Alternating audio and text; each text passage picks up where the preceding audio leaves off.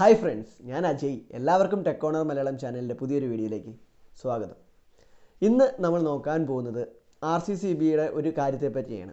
അപ്പം RCCBയെ പറ്റി നമ്മൾ ഒരുപാട് വീഡിയോസ് ചെയ്തിട്ടുണ്ട്. എന്താണ് RCCB തുറന്നു കഴിഞ്ഞാൽ എങ്ങനെയാണ്, RCCB എവിടെയൊക്കെ ഉപയോഗിക്കുന്നു, RCCB എങ്ങനെ വീട്ടിലെ ഇൻവേർട്ടറുമായിട്ടൊക്കെ കണക്ട് ചെയ്യാം എന്നൊക്കെ പറഞ്ഞിട്ട് ഒരു 5-6 വീഡിയോസ് നമ്മൾ ഓൾറെഡി ചെയ്തിട്ടുണ്ട്. അതുകൊണ്ട് തന്നെ RCCB എന്താണ് എന്ന ഡീറ്റെയിൽ ആയിട്ടുള്ള വീഡിയോ അല്ല ഇത്. എങ്കിലും RCCBയിൽ നമുക്ക് വാങ്ങുമ്പോൾ കാണാൻ സാധിക്കുന്ന ഒരു കാര്യമാണ് മില്ലി ആംപിയർ റേറ്റിംഗ്. അതായത് 30 milli ampere, 100 milli ampere, 300 milli ampere എന്നൊക്കെ പറഞ്ഞിട്ടുള്ള റേറ്റിംഗ്.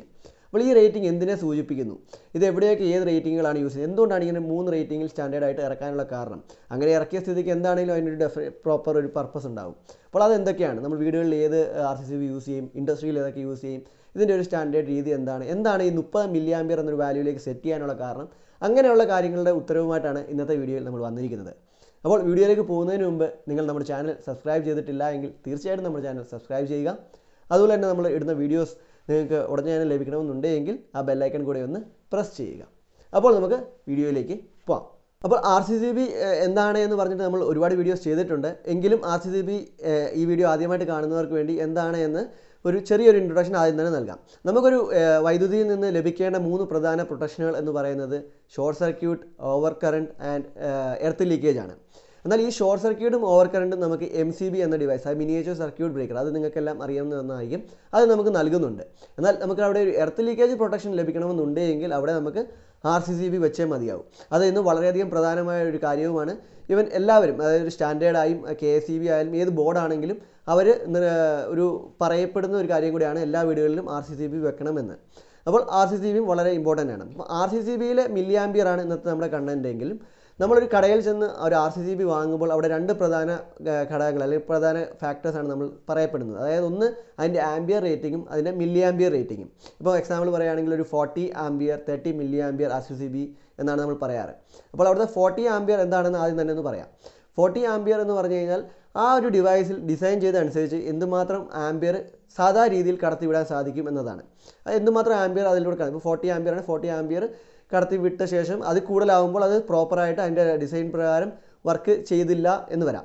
അപ്പോൾ ആ മാക്സിമം എന്തുമാത്രം കടത്തി വിടാം എന്നതാണ് ആംപിയർ കൊണ്ട് അർത്ഥമാക്കുന്നത്. ഇനി നമ്മുടെ കാര്യത്തിലേക്ക് വരാം. അതായത് മില്ലി ആംപിയർ, 30 മില്ലി ആംപിയർ. അപ്പോൾ എന്താണ് ഈ മില്ലി ആംപിയർ റേറ്റിംഗ് എന്ന് പറഞ്ഞു കഴിഞ്ഞാൽ അതിലൂടെ എന്തുമാത്രം ലീക്കേജ് കറണ്ട് അതിൽ അനുവദിച്ചിട്ടുണ്ട് എന്നതാണ്. ഇപ്പോൾ 30 മില്ലി ആംപിയർ എന്ന് പറഞ്ഞാൽ 30 മില്ലി ആംപിയർ വരെ ലീക്കേജ് അതിൽ അനുവദിച്ചിട്ടുണ്ട്. അപ്പോൾ ആദ്യം തന്നെ നമ്മൾ പറഞ്ഞു RCCB എന്ന് പറയുന്നത് ലീക്കേജ് പ്രൊട്ടക്ഷൻ നമുക്ക് തരുന്ന ഒരു സാധനമാണ്, എർത്ത് ലീക്കേജ് പ്രൊട്ടക്ഷൻ. അപ്പം എന്തുമാത്രം ലീക്കേജ് അവിടെ അനുവദിച്ചിട്ടുണ്ട് എന്നതാണ് 30 മില്ലി ആംപിയർ കൊണ്ട് ഉദ്ദേശിക്കുന്നത്. അപ്പോൾ 30 മില്ലി ആംപിയർ ആകുമ്പോൾ RCCB ട്രിപ്പ് ആവും, അവിടെ ലീക്കേജ് എന്ന് പറയുന്ന ഫാക്ടർ. അപ്പോൾ എന്തുകൊണ്ട് ഈ 30 മില്ലി ആംപിയർ, അതൊരു പ്രധാനപ്പെട്ട ചോദ്യമാണ്. വേറെ 10 മില്ലി ആംപിയർ ആക്കിയില്ല, 50 ആക്കിയില്ല, എന്തുകൊണ്ട് 30 മില്ലി ആംപിയർ എന്നൊരു സ്റ്റാൻഡേർഡ് എത്താനുള്ള കാരണം? അപ്പോൾ നമുക്കറിയാം, നമ്മുടെ ഒരു മനുഷ്യ ശരീരത്തിന് ഷോക്ക് അടിക്കുന്നതിന് ഒരു പർട്ടിക്കുലർ ലെവലുണ്ട്. ഇപ്പോൾ നമുക്കൊരു 10 മില്ലി ആംപിയർ വരെയൊക്കെ നമ്മുടെ ശരീരത്തിൽ കയറിക്കൂടെ പോയി കഴിഞ്ഞാലും നമുക്ക് ഒരു ചെറിയ തരിപ്പ് ആ രീതിയിലൊക്കെ ഉണ്ടാവുകയുള്ളൂ. എന്നാൽ ഒരു 25-30 മില്ലി ആംപിയറിലൊക്കെ എത്തുമ്പോഴാണ് നമുക്കത് അതിൻ്റെ സിവിയറിറ്റി, ഷോക്കിൻ്റെ സിവിയറിറ്റി അത് ഒരു ആവറേജ് ആണ്. കാരണം ഓരോ മനുഷ്യരിലും അവരവരുടെ കണ്ടീഷനിലും അനുസരിച്ച് ആ ഒരു വ്യത്യാസപ്പെടും. അതായത് നമ്മൾ കുറച്ച് വെറ്റാണ്, നനഞ്ഞിരിക്കുന്ന അവസ്ഥയാണെങ്കിൽ നമുക്കവിടെ കുറച്ചും കൂടെ വാല്യൂസ് വ്യത്യാസപ്പെടും.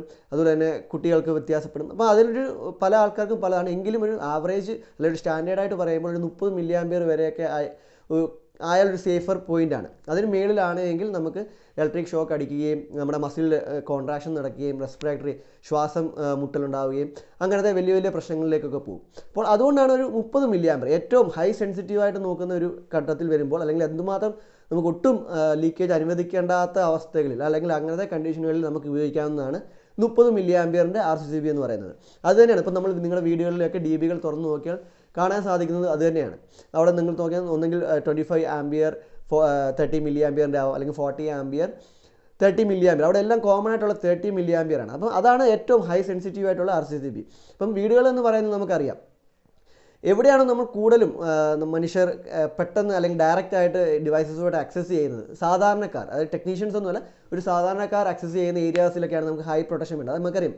ഒരു വീടിനെ സംബന്ധിച്ച് നമുക്ക് ഒരു പരിചയമില്ലാത്ത, വൈദ്യുതി എന്താണെന്ന് പോലും അറിയാത്തവരൊക്കെയാണ് ഈ ഉപകരണങ്ങളൊക്കെ ഉപയോഗിക്കുന്നത്. സോക്കറ്റിൽ നമ്മൾ ചാർജ് ചെയ്യുന്നു, ഫ്രിഡ്ജ് തൊടുന്നു, വാഷിംഗ് മെഷീൻ തൊടുന്നു. അപ്പോൾ അവിടെയൊക്കെ ലീക്കേജ് വന്ന് കിടപ്പുണ്ടെങ്കിൽ നമുക്ക് പ്രൊട്ടക്ഷൻ വന്നേ ഉള്ളൂ. കുട്ടികൾ ഒരുപാട് പ്രായമായവരൊക്കെയാണ് അതിൽ യൂസ് ചെയ്യുന്നത്. അപ്പം അവിടെ നമുക്കൊരു കൺസിഡറേഷൻ അല്ലെങ്കിൽ ഒരു നെഗോഷിയേഷനും പറ്റില്ല. അവിടെ നമുക്ക് കറക്റ്റായിട്ട് പ്രൊട്ടക്ഷൻ വേണം. അതുകൊണ്ടാണ് അവിടെ 30 മില്ലി ആംപിയർ തന്നെ യൂസ് ചെയ്യുന്നത്. അപ്പോൾ എന്ത് പറ്റും, നമ്മളൊരു വീട്ടിൽ ഒരു 30 മില്ലി ആംപിയറിൻ്റെ എവിടെയെങ്കിലും ലീക്കേജ് ഉണ്ട്, ഒരാളിലേക്ക് ഷോക്ക് അടിക്കുന്ന ഒരു അവസ്ഥ വരുവാണെങ്കിൽ ഓട്ടോമാറ്റിക്കലി തന്നെ നമ്മുടെ RCCB ട്രിപ്പ് ആകും. ഓടിപ്പോയി മെയിൻ സ്വിച്ച് ഓഫ് ചെയ്യേണ്ട അവസ്ഥയിലേക്കൊന്നും പോകുന്നില്ല, ഓട്ടോമാറ്റിക്കലി ട്രിപ്പ് ആകും. അപ്പോൾ അതുമാത്രം ഇമ്പോർട്ടൻ്റ് ഉള്ളൊരു സാധനമാണ് RCCB. അപ്പോൾ നിങ്ങൾക്ക് തോന്നാം, അപ്പോൾ ഒരു മനുഷ്യനിൽ 30 മില്ലി ആംപിയർ വരെ മതി, അതാണ് ഏറ്റവും പ്രൊട്ടക്ഷൻ ലെവൽ എങ്കിൽ പിന്നെ എന്തിന് കമ്പനികൾ 100 മില്ലി ആംപിയറും 300 മില്ലി ആംപിയറും ഒക്കെ പ്രൊഡക്ഷൻ നടത്തി നമുക്ക് വിപണിയിലുണ്ട് എന്നത്. അപ്പോൾ അതിൻ്റെ ഉത്തരത്തിലേക്ക് അടുത്ത് നമുക്ക് പോകാം.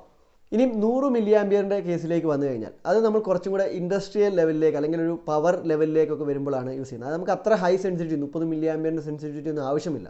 അതായത് നമുക്ക് എക്സാമ്പിൾ പറഞ്ഞു കഴിഞ്ഞാൽ ഒരു മെഷീൻ, ഇൻഡസ്ട്രിയൽ ഒരു മെഷീൻ ആവാം, അവിടെ പവർ സോക്കറ്റുകളാവാം.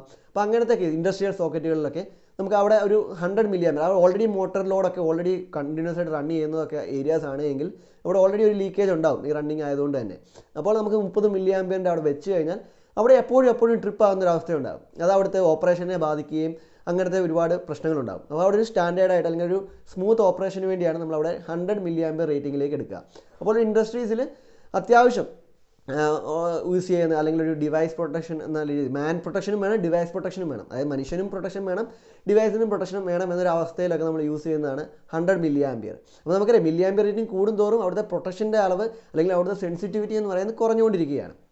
അപ്പോൾ അവിടെ ഒരു 100 മില്ലി ആംപിയറിൻ്റെ RCCB യൂസ് ചെയ്ത് കഴിയുമ്പോൾ അവിടെ നമുക്ക് ഒരു ഇൻഡസ്ട്രിയിൽ ഒരു ഡിവൈസ് പ്രൊട്ടക്ഷനും കിട്ടുന്നു അല്ലെങ്കിൽ മാൻ പ്രൊട്ടക്ഷനും ലഭിക്കുന്നുണ്ട്.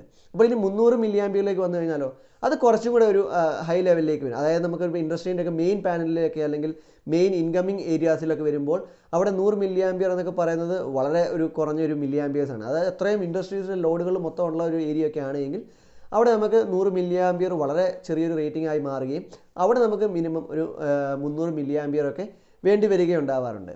അപ്പോൾ ഇപ്പോൾ എക്സാമ്പിൾ പറയുകയാണെങ്കിൽ ഇതിനു വേണ്ടി ഈ ഒരു proper aligning 300 milli ampere, 100 milli ampere, 30 milli ampere, ഇതിൻ്റെയൊക്കെ ഒരു പ്രോപ്പർ അലൈനിങ്ങിന് വേണ്ടി നമ്മളൊരു RCCB ഷെഡ്യൂളിങ് തന്നെ ചെയ്യാറുണ്ട്. ഇപ്പം ഒരു ഉദാഹരണം പറഞ്ഞു കഴിഞ്ഞാൽ നമ്മളൊരു ഇൻഡസ്ട്രി ഒരു മനസ്സിൽ സങ്കല്പിച്ച് കഴിഞ്ഞാൽ അവിടെ ആദ്യം പവർ എത്തുന്നിടത്ത് അല്ലെങ്കിൽ ഇൻകമിങ് സെക്ഷനുകളിൽ നമ്മൾ നൽകുക 300 മില്ലി ആംപിയറിൻ്റെ ആയിരിക്കും.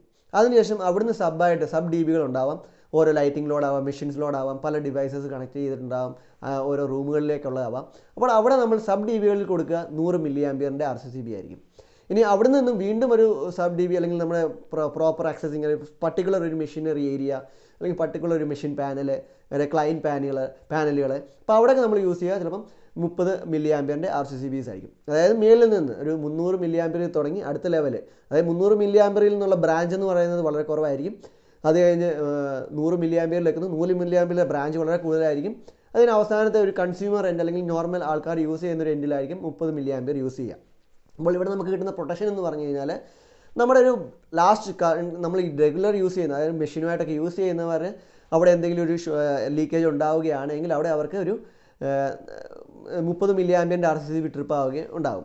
അതേസമയം മറ്റേ ഒരു 100 മില്ലി ആംപിയർ മുതൽ 30 മില്ലി ആംപിയർ RCCB സെക്ഷൻ ആ ഫീഡറുകളിലൊക്കെയാണ് ഇഷ്യൂസ് വരുന്നത് എങ്കിൽ അല്ലെങ്കിൽ ഒരു ഹയർ ഇഷ്യൂസൊക്കെ ആണെങ്കിൽ അവിടെ നമുക്ക് 100 മില്ലി ആംപിയറിൻ്റെ RCCB ട്രിപ്പാക്കി നമുക്ക് പ്രൊട്ടക്ഷൻ തരും. ഇനി വളരെയധികം പവർ ഇൻകമിങ് ആ ഒരു പവർ ഡിസ്ട്രിബ്യൂഷൻ ഏരിയാസിൽ തന്നെയാണ് ഇഷ്യൂസ് വരുന്നത് എങ്കിൽ നമ്മുടെ 300 മില്ലി ആംപിയർ RCCB ട്രിപ്പായി നമുക്ക് നമ്മുടെ ഇൻഡസ്ട്രി അല്ലെങ്കിൽ മെയിൻ ഏരിയ മൊത്തം നമുക്കൊരു പ്രൊട്ടക്ഷൻ തരും. അപ്പോൾ എങ്ങനെ പോയാലും നമുക്ക് പ്രൊട്ടക്ഷനുകൾ എല്ലായിടത്തിലേക്കും ഒരുപോലെ നമുക്ക് എർത്ത് ലീക്കേജ് പ്രൊട്ടക്ഷൻ നമ്മൾ പണ്ടൊക്കെ MCBകൾ ഇതുപോലെ തന്നെ ചെയ്തിരുന്നു, ഒരു ഷെഡ്യൂൾ ചെയ്ത് പ്രോപ്പറായിട്ട് മൾട്ടിപ്പിൾ ബ്രാഞ്ചസ് ആയിട്ട് അങ്ങ് അറ്റം വരെ. അത് റേറ്റിംഗ് ഹൈ റേറ്റിംഗ് മുതൽ ലോ റേറ്റിംഗ് വന്ന് അങ്ങനെ വന്ന് അങ്ങനത്തെ രീതിയിൽ തന്നെയാണ് നമ്മൾ ആ MCBകളും ചെയ്യുന്നത്. അതുപോലെ തന്നെ RCCB നമ്മൾ ഈ ഒരു 300 ഈ മില്ലി ആംപിയർ റേറ്റിങ്ങുകൾ കണക്കിലാക്കിയാണ് നമ്മൾ ആ ഒരു ഷെഡ്യൂളിങ് ചെയ്യുന്നത്. അപ്പോൾ അങ്ങനെ ചെയ്യുന്നതുകൊണ്ട് തന്നെ നമുക്ക് എല്ലാ ഒരു ബ്രാഞ്ചിലും എല്ലാ ഒരു മേഖലയിലും നമുക്ക് വൈദ്യുതിയുടെ 3 പ്രൊട്ടക്ഷനുകളും ലഭിക്കുന്നു എന്ന് ഉറപ്പുവരുത്തുകയാണ് ഈ ഒരു പ്രക്രിയ കൊണ്ട് നമ്മൾ ചെയ്യുന്നത്. അപ്പോൾ നിങ്ങൾക്ക് തീർച്ചയായിട്ടും ഈ മില്ലി ആംപിയർ റേറ്റിംഗ് എന്താണ് RCCBകൾ ഉപയോഗിക്കുന്നത്, ഇപ്പോൾ നിങ്ങൾ വീടുകളിൽ ഇപ്പം നിങ്ങൾ പുതിയൊരു വയറിംഗ് ഒക്കെ ചെയ്യുകയാണെങ്കിൽ ഏത് മില്ലി ആംപിയർ റേറ്റിങ്ങിലുള്ള RCCB വാങ്ങണം എന്നുള്ളതിൻ്റെയൊക്കെ ഒരു ഐഡിയ നിങ്ങൾക്ക് ലഭിച്ചിട്ടുണ്ടാവുമെന്ന് പ്രതീക്ഷിക്കുന്നു. അപ്പം തീർച്ചയായിട്ടും നിങ്ങൾ വീടുകളിലൊക്കെ വാങ്ങുകയാണെങ്കിൽ നിങ്ങൾ 30 മില്ലി ആംപിയറിൻ്റെ RCCB തന്നെയാണ് യൂസ് ചെയ്യേണ്ടത്. കാരണം നമുക്ക് പ്രൊട്ടക്ഷൻ വളരെയധികം സേഫ്റ്റി എന്ന് പറയുന്നത് വളരെ ഇമ്പോർട്ടൻ്റ് ആണ്. അതായത് നമുക്ക് എന്ന് റീപ്ലേസ് ചെയ്യാം, ഒരു മനുഷ്യ ജീവൻ ഒരിക്കലും നമുക്ക് ആരിൽ നിന്ന് റീപ്ലേസ് ചെയ്യാൻ സാധിക്കില്ല. അപ്പോൾ തീർച്ചയായിട്ടും ഇനിയും വീഡിയോകൾ വെക്കുന്നതും അല്ലെങ്കിൽ ഇപ്പം റീസൺ ചെയ്യുന്നതും അല്ലെങ്കിൽ വെക്കാൻ സാധിക്കുന്നവരും ഒക്കെ RCCBകളും വീഡിയോകളിൽ ഉൾപ്പെടുത്തുവാൻ തീർച്ചയായിട്ടും ശ്രമിക്കണം. അപ്പോൾ ഈ വീഡിയോ എല്ലാവർക്കും ഉപകാരപ്പെടും എന്നുള്ള വിശ്വാസത്തോടെ താങ്ക് യു.